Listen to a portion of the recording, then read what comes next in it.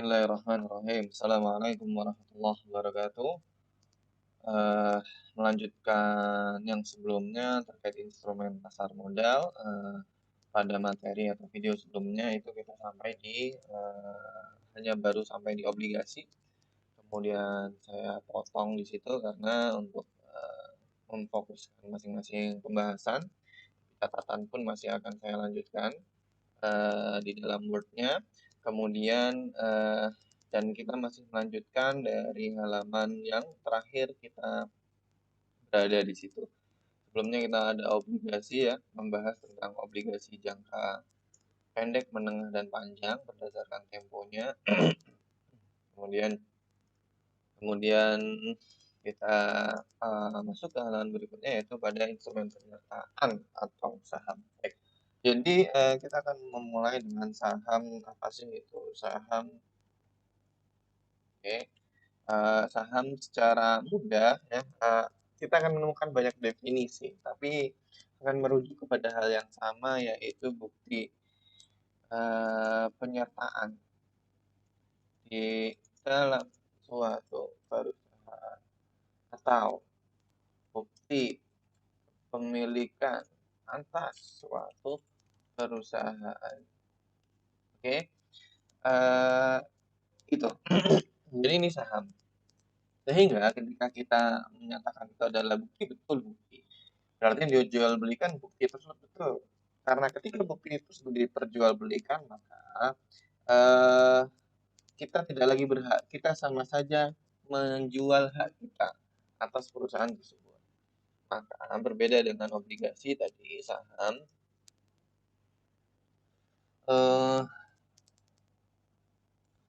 perusahaan Campina, es krim Campina misalkan ya, es krim CP Campina. Ini ingin membuat sebuah pabrik baru di daerah timur sana untuk ekspansi di Makassar, yang jelas di Sulawesi ya, contoh. Nah, dia membutuhkan modal, dia membutuhkan tambahan uang. Apa yang bisa dia lakukan? Yang dia lakukan adalah dia akan mengeluarkan surat yang disebut saham tadi. Saham.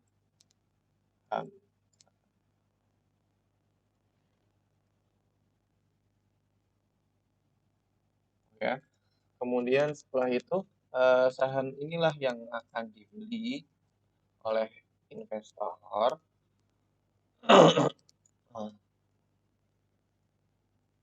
Dibeli oleh investor dan kemudian investor ini nanti sebagai imbalannya akan menggunakan uang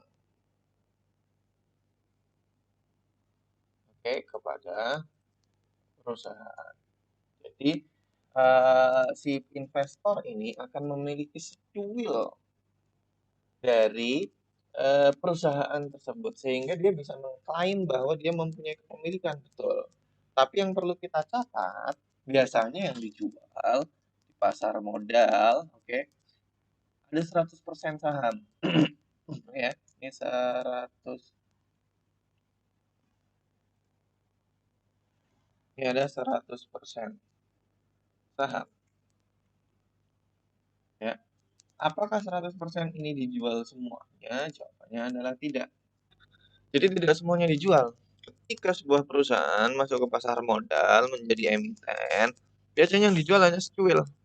Ya, taruhlah misalkan ini adalah berapa ini? 15%. Hanya sebagai contoh saja.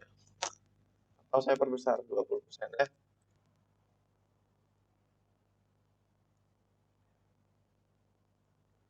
Jadi bisa jadi yang dijual hanya 20% ya. Berarti nggak semuanya Pak, enggak. Lah harga saham yang mahal itu nggak semuanya betul, nggak semuanya. Jadi yang Anda beli ketika masuk di pasar modal itu mungkin bisa jadi hanya ya kan kalian cuil dari sini ya kan hanya mendapat seberapa? Bisa jadi hanya 0,005% saham. kecil sekali Pak, ya benar kecil sekali. Maka dari itu, yang perlu kita pahami bahwa ya memang kita memiliki perusahaan tersebut, mempunyai hak kepemilikan atas perusahaan tersebut, tapi seberapa besar? Ya, cuma secuil sehingga kalau Anda mau melakukan apa namanya voting untuk direksi, untuk komisaris, ini nggak ada suara, bahkan nggak diundang sekalipun dalam general annual meeting atau raker, gampangannya mungkin bahasanya adalah rapat kerja tahunan, RUPS, maaf, rapat umum perusahaan, rapat umum pemegang saham, nggak diundang, ngapain cuma punya segini. Oke, maka dari itu benar kita mempunyai kepemilikan tapi punyanya hanya segini. Ya, ini adalah saham. Kemudian biasanya yang ditanyakan adalah bagaimana mendapat keuntungan dari saham.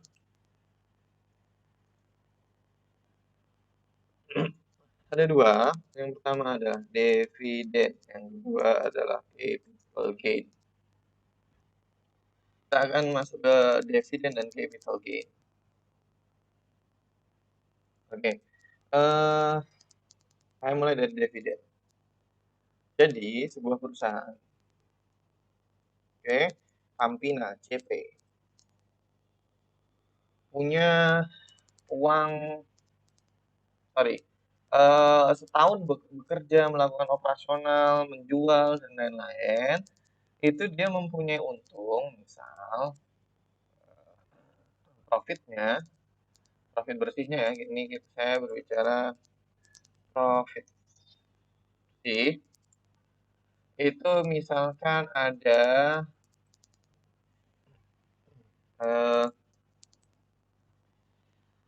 taruhlah gampangannya 5 miliar setahun, kecil ya, 10, 5 miliar bersih setahun, miliar per 1 tahun.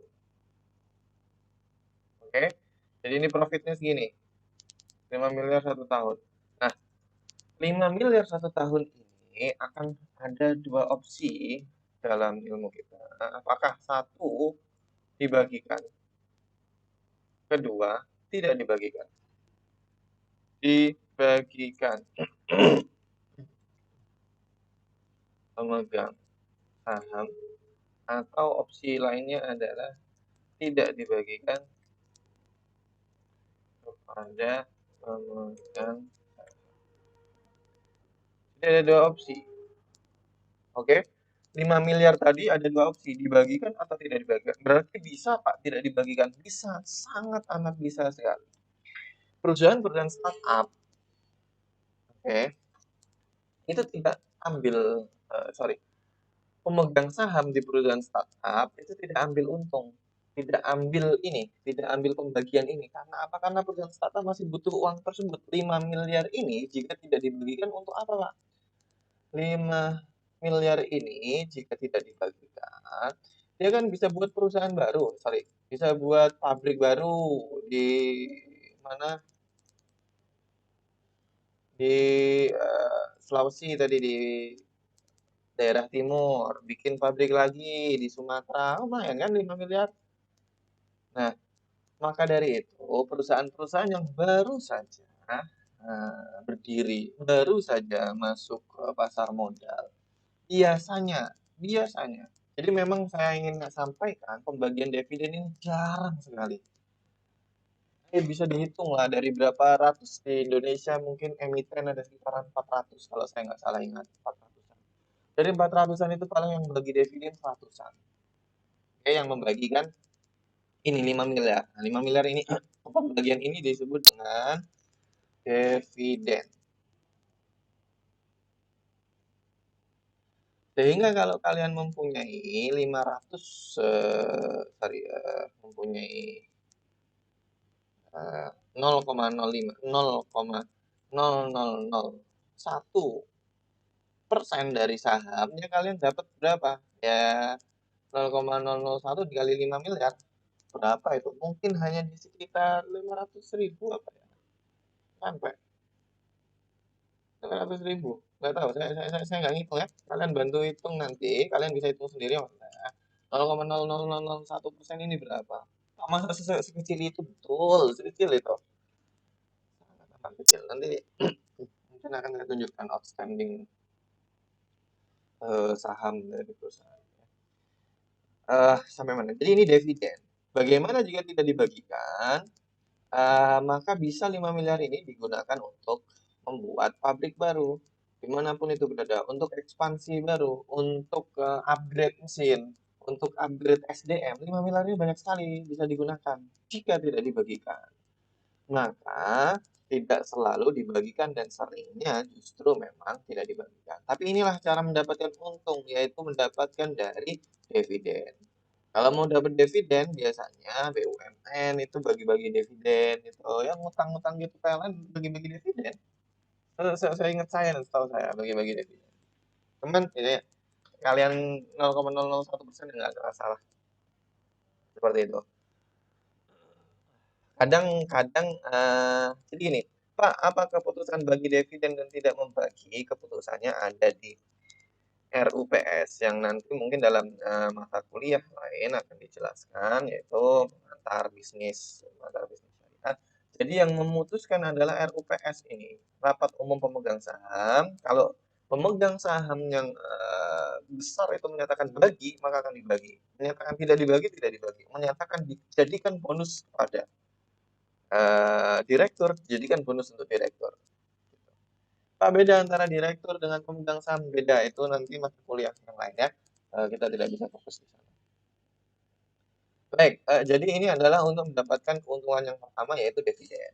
Bisa juga dapat dari capital gain. Apa itu capital gain? Capital gain itu hasil dari jualan kalian. Saya tidak berbicara pajak biar nggak rumit. Jadi kalian beli saham Campina. Berapa harga saham Campina sekarang? Kita googling saja. Campina price. 264 rupiah per lembar. Berarti kalau mau beli satu lot 264.000. Jadi RP ini CP ya, Campina 264. 26 RP 264. Oke. Ini kalian beli di tanggal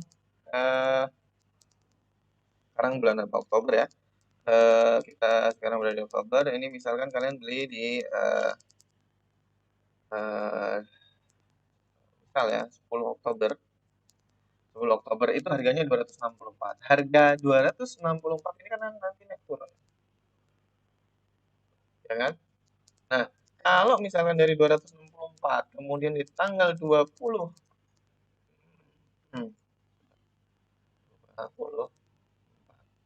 harganya tinggi, ya taruhlah di sini harganya adalah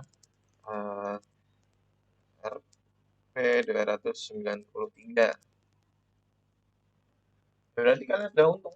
Untungnya kecil sekali ya. Untungnya kecil ini per lembar saham, bukan per kalian transaksi. Sekali transaksi kan bisa sekian lot dan sebagainya ya. Jadi memang ini kelihatannya perbedaannya kecil. Tapi kalau kalian belinya besar, rasa untungnya seperti itu.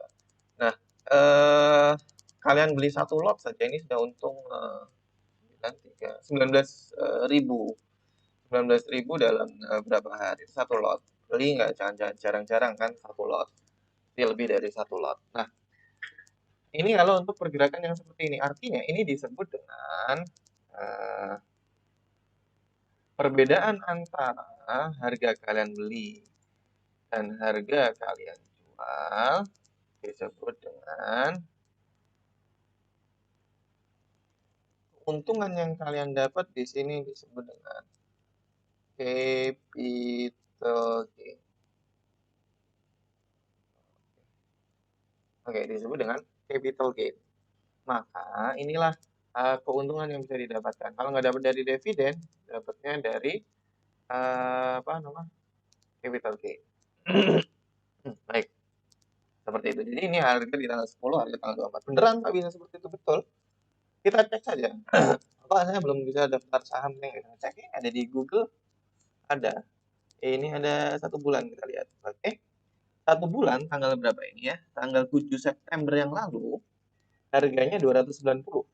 Artinya kalau kalian beli tanggal 7 September, kalian jual hari ini tanggal 5 Oktober, kalian rugi. Rugi berapa ini? 26 rupiah per lembar, bukan per lot. Jadi naik turun ini real. Kalian bisa cek saham apa saja. ACE ya, biasa yang saya sebut ACE satu ya. Lengkap. Sorry, salah.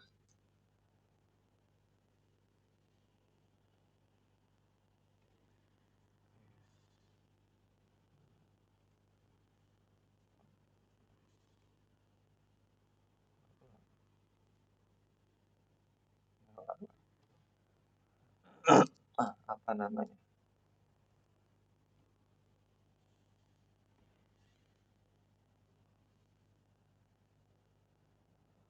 Ini malah keluarnya yang lain ini. LPS Clean. Ya, seperti itulah. Kita kembali ke Campina tadi. Ya, seperti itu ya. Jadi memang naik turun dan ini disebut dengan capital gain. Dan inilah mendapat keuntungan dari saham dari dua ini.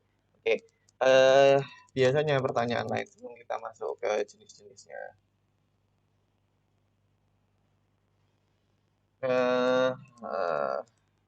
Ya, mungkin ini bagaimana bisa harga saham naik dan turun? Apa yang membuatnya naik maupun turun? Jawabannya adalah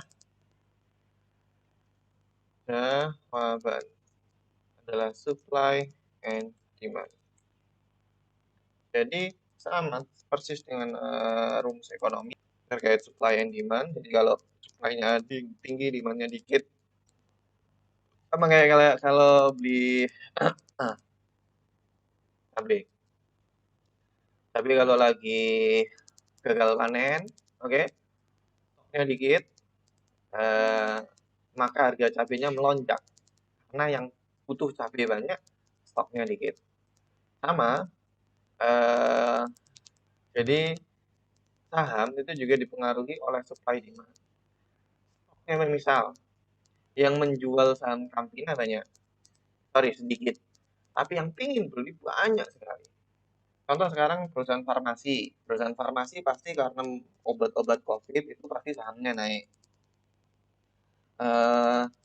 Maka kemudian kalian ingin beli, oke, tapi ternyata nggak ada yang jual karena semuanya pinginnya beli.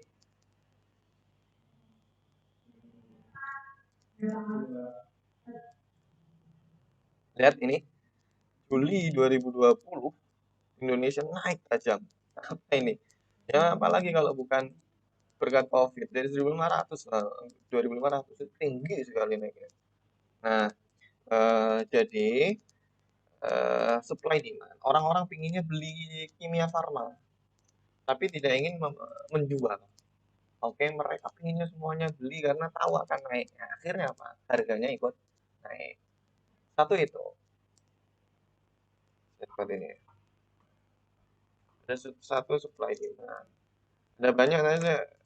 Intinya ada di dua ini. Kedua adalah performa perusahaan.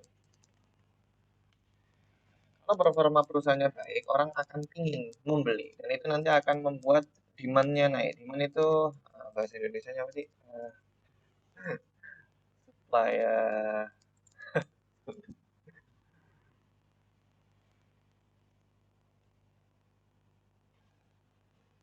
bukan apa ya? Saya kok istilah ekonomi. Saya biasa dengan supply demand, permintaan dan penawaran. Oh ya, penawaran dan permintaan, supply demand. Jadi performa perusahaan juga akan menentukan harganya. Kalau misalkan apa namanya kimia farma sudah kerjasama dengan Cina untuk mendapatkan vaksin, itu langsung naik pasti. Karena performa perusahaannya naik, harganya naik. Harganya naik karena orang-orang ingin membeli. Oke, sedangkan supply-nya terbatas. Orang yang mau menjual terbatas. Pasti kalau demand-nya tinggi, semuanya ikut tinggi. Oke. Kemudian misalkan perusahaan pariwisata itu contohnya apa ya? Sudah listing ya, saya nggak terlalu apa. Oke, kemudian pariwisata pandemi. Eh, Akhirnya kemudian sahamnya turun. Sahamnya turun kenapa? Karena tahu performa perusahaannya bakal jelek selama pandemi. Akhirnya apa?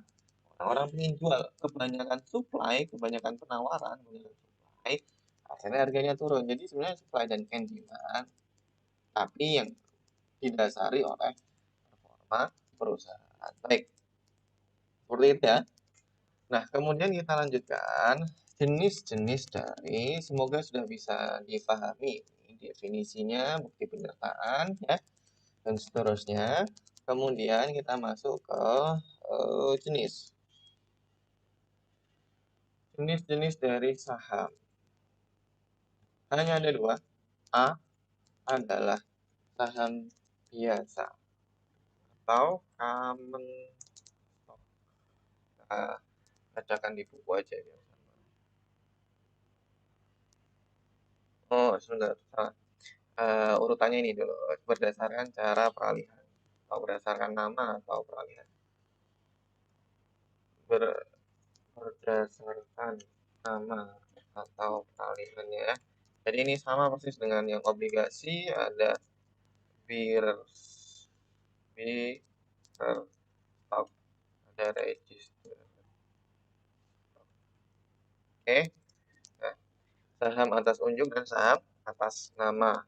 Saham atas unjuk artinya ya, nggak ada namanya, setiap kali pindah ya ganti nama. Jadi sangat lebih fleksibel untuk dipindah-pindahkan, diperjualbelikan. Oke, untuk yang saham atas nama berarti sudah ada identitasnya, ya. Saya zoom dulu, baca. Saham atas nama adalah saham ditulis dengan jelas siapa pemiliknya. Oke, peralihan sahamnya agak repot melalui pencatatan dokumen dan lain-lain, tapi kalau saham atas unjuk ya jual beli nanti KSEI akan membantu untuk peralihan haknya. Oke. Kemudian kita ada biru stok dan register stok. Kemudian yang B, kita masuk ke B. Ini mudah ya, jadi saya cepat saja. Kemudian di yang B ada berdasarkan hak tagihan. Berdasarkan hak tagihan, dan ini ada dua. Yang pertama adalah common stock. Dua adalah preferred stock. Oke. Nah, kita berbicara kepada common stock dulu.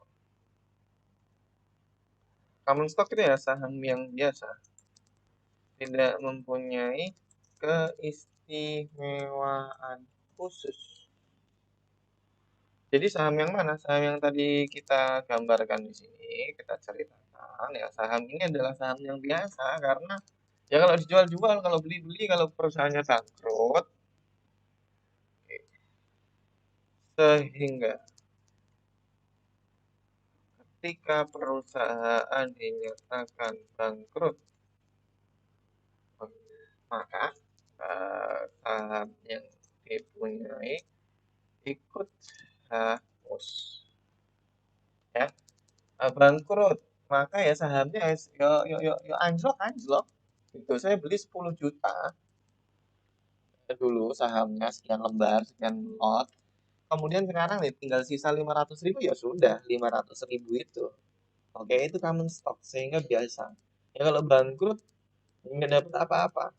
Sisanya tinggal asetnya, Pak. Misal Tampina tadi bangkrut. Uang memang nggak ada, Pak. Gedungnya adalah gedung itu kan buat bayar utang dulu. Jadi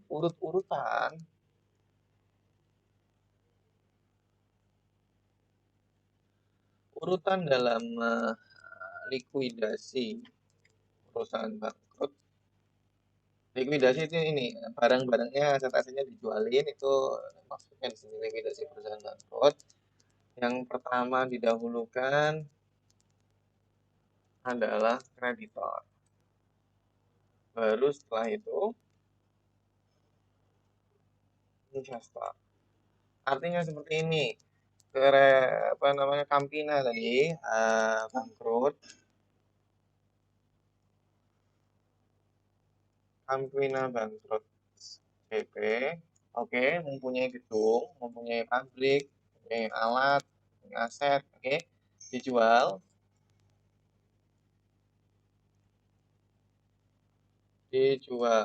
Maka hasil dijualnya ini pertama kali akan masuk kepada CD kreditor. Misal di sini dapat 3M, 3 miliar, oke. Kreditor ini ada 3 miliar. Dua aja lah, biar bisa contohnya misalnya 2 miliar, maka 2 miliar ini dapat semuanya. Ya kalau ada sisa baru diberikan kepada investor INC. Oke, berapa ya sisa 1 miliarnya itu? Ini kalau ada sisa.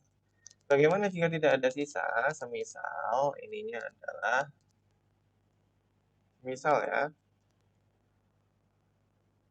ini menjadi 3,5 miliar misalkan, malah kurang. Ya investornya nggak dapat apa-apa, nol. Dijual, ini uangnya nggak balik sama sekali. Seperti itu. Kayak ini ya, namanya juga investasi, resiko ada. Nah,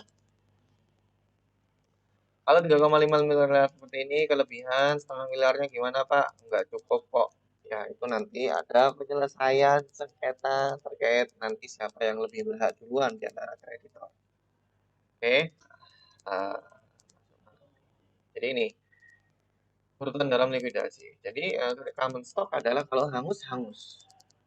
Oke. Nah, di buku kalian akan menemukan ini. Ada income stock, blue chip stock, growth stock, cyclical stocks, defensive stock, emerging growth, spekulatif dan lain-lain. Itu tidak lebih dari, jadi di sini tuh ada apa namanya, tipe, bukan jenis ya, tipe common, tipe common stock. Oke, jadi saya ambil contoh satu.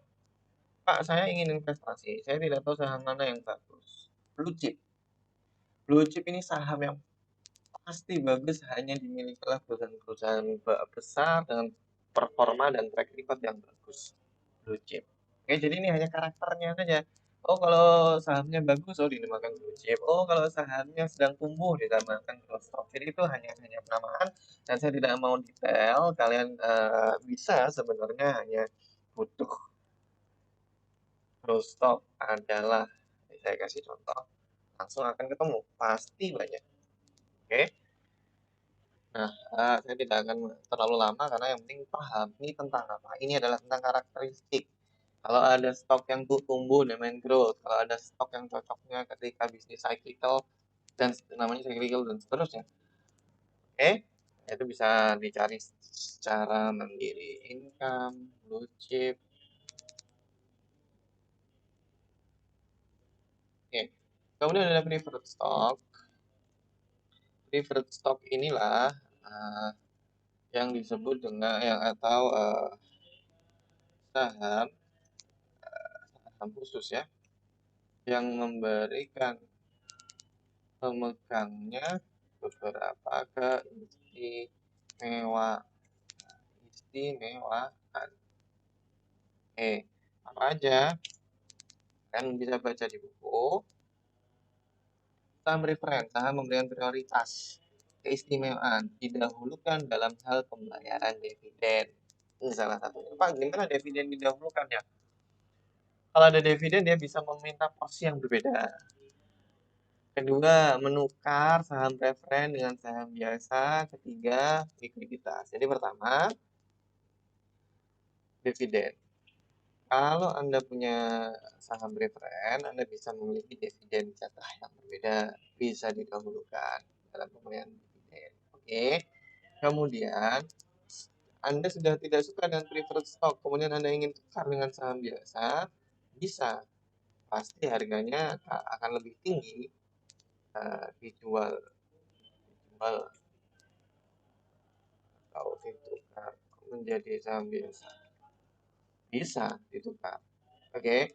Tapi yang paling penting biasanya ini yang paling dibahas adalah ketika perusahaan bangkrut dan dilikuidasi, maka pemegang saham preferen lebih didahulukan pembayarannya daripada kreditor sekalipun. Urut-urutannya kan padahal tadi kreditor dulu baru pemegang saham. Saham preferen tidak membuat pemegangnya itu pemegang saham dulu baru kreditor. Tapi bahkan bisa pemegang saham preferen lebih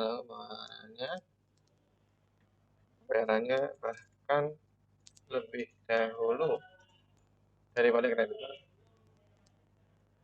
Jadi bisa, kreditor belum dikasih tadi kan, kreditor belum dikasih, pemegang sahamnya duluan yang dikasih, bisa.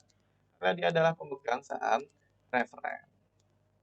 Oke, nah saham preferen ini otomatis tidak sesuai dengan syariah, kita bahas nanti insya Allah pada pertemuan khusus terkait saham modal syariah.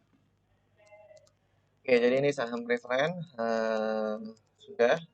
Sebenarnya ada satu lagi di Indonesia ini ada namanya saham Dwiwarna. Jadi ini memberi apa namanya ya, istimewaan bagi pemegangnya untuk memilih direksi maupun komisaris. Direksi apa, komisaris apa itu ada di mata kuliah lain yang insya Allah akan saya berikan juga. Jadi memilih direksi saham Dwiwarna itu bisa, dan ini hanya ada di BUMN. Sehingga kalau BUMN ini melantai ke bursa bisa dibeli oleh masyarakat, tetap pemerintah mempunyai kontrol melalui saham Dwiwarna. Saham Dwiwarna inilah yang membuat pemerintah, apapun yang terjadi, kalau pemerintah minta ganti direksi, minta ganti komisaris, yang memang problemnya adalah jika dibawa kepada politisasi jabatan, ya kan? KPPU kemudian ditaruh di BUMN, kita semua sama-sama tahu bagaimana prakteknya. Jadi mereka melalui apa ya, ini saham Dwiwarna inilah yang membuat bisa gonta-ganti direksi meskipun BUMN sudah berada di bursa. Baik, terima kasih, saya kira itu. Memang ada yang lain, instrumen-instrumen lain, tapi saya tidak bahas instrumen efek lain. Ini ada IDR, Indonesian Depository Receipt, ada efek Dragon Asset, ada banyak sebenarnya masih, nah, tapi kita tidak bahas. Ada efek derivatif, ada indeks, pastinya masih. Semuanya tidak kita bahas karena dua itu saja yang dipahami itu sudah lebih dari cukup jika memang kalian bisa memahami semuanya. Terima kasih, saya rasa kita cukupkan di situ. Oke, ini semua catatan yang masuk video sebelumnya. Baik, cukup, insya Allah. Assalamualaikum warahmatullahi wabarakatuh.